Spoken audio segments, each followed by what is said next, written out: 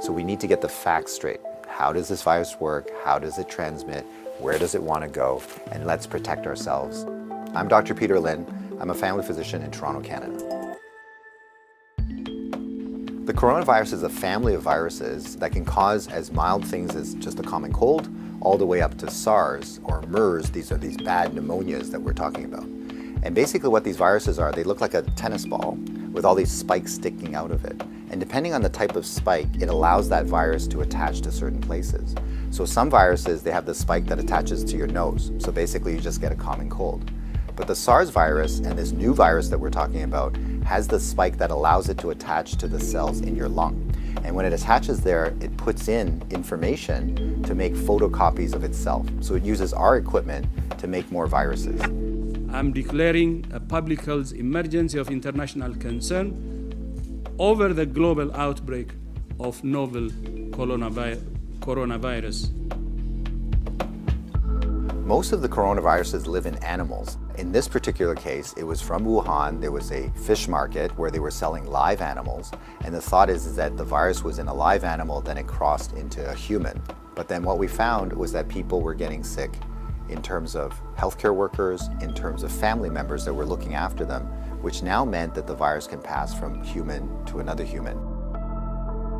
Just like all viruses, it needs to reach a target, which is your lung. And it has to get there with your help. It has no feet and no wings. So therefore it needs us to move it there. So that's why we keep saying, don't hang around sneezy people because you're gonna breathe it in, and don't touch your face because that's how the virus is gonna get in. The masks are helpful, but they're not necessary because they're leaky. The ones that you and I buy basically have pockets here, so therefore the virus can get in. What the masks really do is they stop us from touching our face. If you're sick, we tend to mask you, so therefore you're not spewing out the viruses to other people sitting around you. The true people that have the real masks are the N95. Those are sealed. These are for the doctors that may be caring for the patients. So in the beginning, the coronavirus will cause kind of like flu-like symptoms or a cold. So people just get the stuffy nose, that kind of thing. But you'll understand that as soon as that virus starts manufacturing in your lung cells, they're producing all these copies of the virus, all of a sudden now you kill the lung cells. So now you can't exchange oxygen, and that's why one of the early symptoms is people get very short of breath and they tend to have a difficult time breathing, and that's why they end up in hospital. So currently, unfortunately, we don't have a direct treatment for the coronavirus. So we don't have a medication that can kill it off. And so it's really supportive. So in other words, the patient can't breathe, we give them oxygen, help them to breathe.